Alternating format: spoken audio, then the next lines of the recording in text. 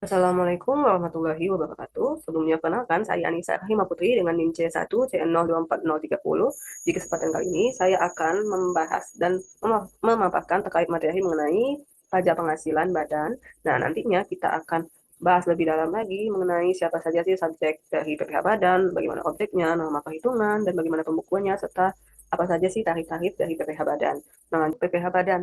Nah, sebagaimana dalam ketentuan Undang-Undang PPh, yang dimaksud dengan penghasilan dari suatu badan adalah setiap penambahan kemampuan ekonomis yang diterima atau diperoleh oleh wajib pajak badan, baik dari dalam negeri maupun dari luar negeri, dengan keperluan apapun, termasuk misalnya menambah kekayaan, konsumsi, investasi, dan lain sebagainya. Nah, jadi PPh Badan itu adalah besaran pajak yang nantinya dikenakan oleh wajib pajak badan atas perolehan dari penghasilan dalam 1 tahun pajak. Nah, materi selanjutnya yaitu tentang jenis-jenis dari PPh Badan. Nah, jenis-jenis dari PPh Badan itu terbagi lagi menjadi dua, yaitu PPh final dan PPh tidak final. Untuk PPh final itu adalah besaran pajak yang nantinya itu akan dianggap selesai atau tidak dibayarkan kembali ketika si PPh ketika pajak terutangnya itu telah dilunasi atau telah dipotong dan telah dibayarkan. Nah, sedangkan jadi PPh final itu nantinya dikenakan atas penghasilan tertentu sesuai dengan PP nomor 55 tahun 2022 dan nantinya bersifat tidak dapat dikreditkan. Nah, biaya penghasilannya tidak boleh dikurangkan serta penghasilannya tidak digabung dalam perhitungan pajak tahunan. Nah, contohnya seperti bunga deposito dan transaksi saham. Nah, untuk PPh final ini nantinya penghasilannya pajak hutangnya itu nanti tidak bisa atau tidak boleh digabungkan dengan penghasilan kena pajak dari penghasilan lainnya. Nanti tidak dilaporkan atau tidak digabungkan di SPT tahunan. Sedangkan untuk PPh tidak final itu adalah PPh-nya nanti besaran pajak yang tidak dipungut di muka, melainkan dia itu dihitung secara menyeluruh dalam 1 tahun pajak berdasarkan penghasilan bruto dan wajib dilaporkan dalam SPT tahunannya. Nah, lanjut ke materi selanjutnya, yaitu mengenai siapa saja sih yang dikenakan PPh Badan. Nah, yang dikenakan PPh Badan itu pastinya adalah wajib pajak badan. Nah, wajib pajak badan itu dibedakan lagi menjadi dua. Yang pertama ada subjek pajak badan dalam negeri dan subjek pajak badan luar negeri. Nah, subjek pajak dalam negeri itu adalah wajib pajak. Yang nantinya adalah wajib pajak badan yang didirikan atau bertempat kedudukan di Indonesia, kecuali unit tertentu dari badan pemerintah yang memenuhi kriteria yang pertama dibentuk berdasarkan peraturan perundang-undangan. Yang kedua, dibiayai dari APBN atau APBD. Yang ketiga, penerimaan masuk dalam anggaran pemerintah pusat atau pemerintah daerah. Yang keempat, itu pembukuan diperiksa oleh aparat pengawasan fungsional negara. Dan yang terakhir, termasuk warisan yang belum terbagi sebagai satu kesatuan.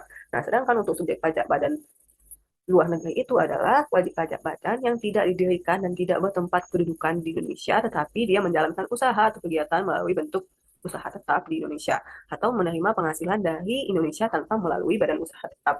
Nah, disinggung nih tentang badan usaha tetap. Nah, apa sih itu badan usaha tetap? Badan usaha tetap itu adalah suatu badan atau wajib pajak luar negeri yang berupa badan dan dia menjalankan usaha atau bisnis di Indonesia yang sifatnya itu tetap. Nah, untuk BUT ini biasanya bisa berupa kantor cabang, bisa berupa pabrik atau kantor perwakilan. Nah, untuk besaran atau tarif pajak bagi BUT itu sama dengan wajib pajak badan dalam negeri, yaitu sebesar 22% berdasarkan ketentuan umum. Nah, tapi yang membedakannya di sini nanti untuk BUT dikenakan lagi yang namanya pajak laba cabang di situ namanya. Nanti dikenakan sebesar 20%. Nah, kalau PTK atau penghasilan kena pajak bagi yang dikenakan oleh BUT tadi, itu ditanamkan kembali ke Indonesia, nanti pajak tersebut jadi tidak dikenai pajak. Dan yang 20% tadi jadi batal kalau PKP-nya ditanamkan lagi ke Indonesia. Kita lanjut ke materi selanjutnya yaitu PPh Badan. Nah, jadi penghasilan apa saja sih yang nantinya dikenakan oleh PPh Badan? Yang pertama itu penggantian atau imbalan yang berkenaan dengan pekerjaan atau jasa yang diterima seperti gaji, bonus, honorarium, dan lain sebagainya. Kemudian yang kedua ada hadiah dari undian pekerjaan atau kegiatan dan penghargaan. Kemudian ada laba usaha. Kemudian ada keuntungan karena penjualan atau karena pengalihan harta. Kemudian ada penerimaan kembali pembayaran pajak. Kemudian ada lagi bunga karena jaminan pengembalian utang. Kemudian ada dividen, royalti atau imbalan, kemudian ada sewa dan penghasilan lain yang sehubungan dengan penggunaan harta, ada penerimaan atau perolehan pembayaran berkala, kemudian ada lagi objek pajak badannya, keuntungan karena pembebasan utang, kemudian ada keuntungan selisih kurs mata uang asing, selisih lebih karena penilaian kembali aktiva, premi asuransi, iuran yang diterima atau diperoleh perkumpulan dari anggotanya, kemudian ada tambahan kekayaan itu yang berasal dari penghasilan yang belum dikenakan pajak, kemudian ada penghasilan dari usaha yang berbasis syariah, kemudian ada imbalan bunga yang sesuai dengan UU KUP, dan yang terakhir surplus Bank Indonesia. Nah, 19 objek PPh ini nanti dikenakan penghasilan jenis penghasilan ini nanti dikenakan PPh badan. Nanti akan dikenakan pajak. Nah, kita bahas mengenai norma perhitungan dan pembukuan PPh badan. Nah, sebelumnya sudah kita bahas ya, untuk norma perhitungan dan pembukuan PPh badan. Pengertiannya sama saja.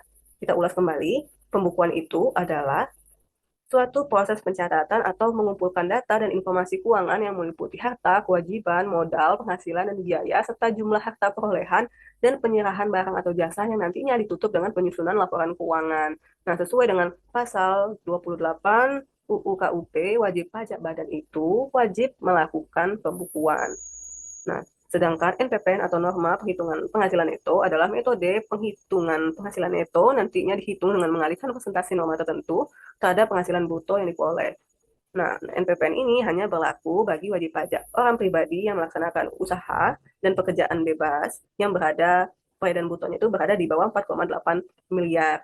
Nah, untuk PPh badan wajib pajak badan gimana? Nah, untuk wajib PPh badan itu tidak diperbolehkan untuk menggunakan NPPN. Dia wajib untuk melakukan pembukuan tanpa terkecuali. Yang boleh menggunakan NPPN itu hanya wajib pajak orang pribadi. Nah, walaupun badannya itu peredaran brutonya di bawah 4,8 M, dia tetap harus melakukan pembukuan, tidak boleh melakukan pencatatan karena berbeda ya. Next, kita bahas ke materi yang selanjutnya yaitu mengenai tarifnya, tarif dari PPh badan. Nah, untuk tarif PPh badan itu ada empat ya, ada empat jenis tarif. Yang pertama itu ketentuan umumnya dulu kita bahas. Tarif umum dari PPh pasal 17. Nah, tarif PPh umum pasal 17 ini adalah wajib tarif umum PPh pasal 17 itu adalah tarif yang dikenakan oleh wajib pajak badan dalam negeri dan badan usaha tetap yang peredaran brutonya lebih dari 50 miliar, yaitu sebesar 22% tarifnya. Nah, yang kedua itu adalah tarif wajib pajak badan untuk atau telah diklasifikasi menjadi tarif badan atau sudah resmi menjadi badan TBK atau terbuka. Nah, wajib pajak badan dalam negeri yang berbentuk perseroan terbuka itu yang 4 kurang atau sama dengan 40% dari jumlah seluruh saham yang disetor dan diperdagangkan di Bursa Efek Indonesia dan memenuhi syarat tertentu lainnya nantinya dikenakan tarif sebesar 19%. Beda dengan tarif umum PPh pasal 17 itu untuk wajib pajak badan yang sudah tergolong terbuka itu diberikan keringanan atau diberikan pengurangan sebesar 3%. Jadinya 19% saja yang dikenakan pajak. Kemudian ada tarif fasilitas sebagaimana pasal 31E UU PPh. Nah, tarif pasal 31E ini dia itu memberikan keringanan bagi wajib pajak badan yaitu sebesar 50% lagi dari tarif umumnya. Jadi yang dikenakan itu nantinya yaitu sebesar 11% atau 50% dikalikan dengan 22%, dikalikan lagi dengan PKP atau penghasilan kena pajaknya. Nah, untuk tarif pasal 31E itu adalah wajib pajak badan yang dia itu peredaran brutonya di sekitar 4,8 M sampai 50 M atau 50 miliar. Jadi nanti dikenakan pajak 11% dan 22%. Nah, 11% itu untuk eh, pajak penghasilan yang kena pajak yang memperoleh fasilitas. Untuk 22% itu dikalikan dengan yang tidak memperoleh fasilitasnya. Nah, yang terakhir ada tarif PPh final. Nah, tarif PPh final itu untuk wajib pajak badan yang penghasilan atau peredaran brutonya itu berada di bawah 4,8 miliar. Nah, nanti yang dikenakan sebesar 0,5% dari peredaran brutonya. Nah, untuk tarif PPh final ini tidak selamanya bisa digunakan oleh wajib pajak badan.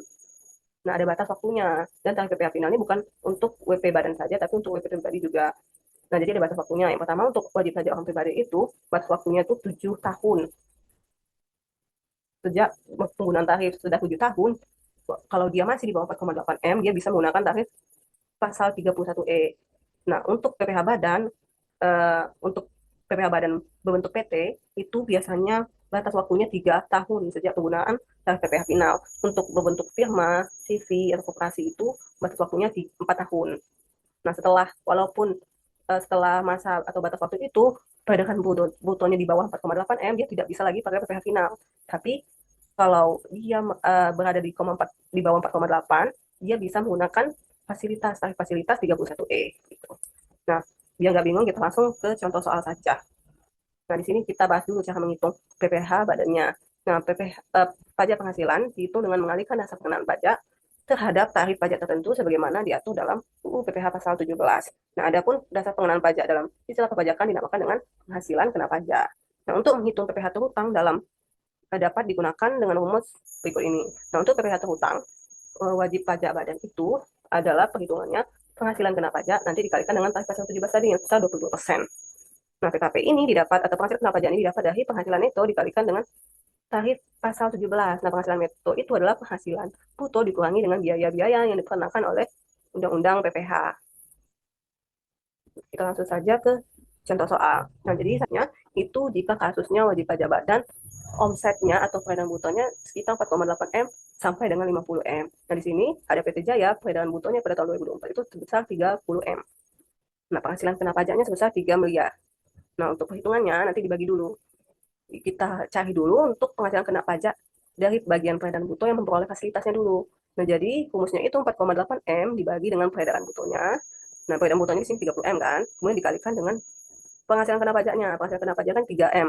Nah, didapatkanlah 480 juta. Kemudian dari 480 juta ini kita kurangi dengan 3 M tadi. Jadi 3 M PKP-nya 3 M dikurangi dengan yang kena fasilitas tadi. PKP-nya kena fasilitas besar 2 miliar 520 juta. Ini adalah bayaran bruto yang tidak memperoleh fasilitas. Nah, untuk menghitung PPh utangnya yang pertama, kita hitung 50% dikali 22% dikali 180 juta. Kenapa dikalikan 50%? Karena di sini kita sudah mencari kalau 450 juta itu akan memperoleh fasilitas sebesar 50 dengan tarif 50%. Makanya kita kalikan 50%. Didapatkanlah 52 juta 800. Sedangkan sisanya itu tidak memperoleh fasilitas. Makanya cuma dikalikan 22% saja atau tarif umumnya saja. Jadi 2 juta 2,5 2 miliar 520 juta ini dikalikan dengan 22% didapatkanlah 554 juta 400 ribu. Nah, kita jumlahkan dua-duanya, dapatkanlah jumlah PPh utang yang nantinya akan dibayarkan oleh PT Jaya itu sebesar 607 juta 200 ribu. Nah, untuk kasus jika di atas 50 M, berarti PKP-nya langsung dikalikan 22% saja. Nah, dari penjelasan ini dapat kita simpulkan bahwa PPh badan itu adalah pajak atas penghasilan yang diterima atau diperoleh badan usaha dari dalam negeri maupun luar negeri. Nah, untuk wajib pajak badan harus melakukan pembukuan atau wajib melakukan pembukuan sesuai dengan pasal 28 UKUP. Nah, sedangkan untuk NPPN itu tidak boleh dilakukan oleh PPh badan, hanya diperbolehkan bagi wajib pajak orang pribadi. Nah, jenisnya terdiri dari PPh final dan PPh tidak final. Dengan tarif umum untuk PPh badan itu 22% sesuai dengan UU PPh 2021. Nah, mungkin hanya itu saja yang bisa saya sampaikan. Saya tutup. Wassalamualaikum warahmatullahi wabarakatuh.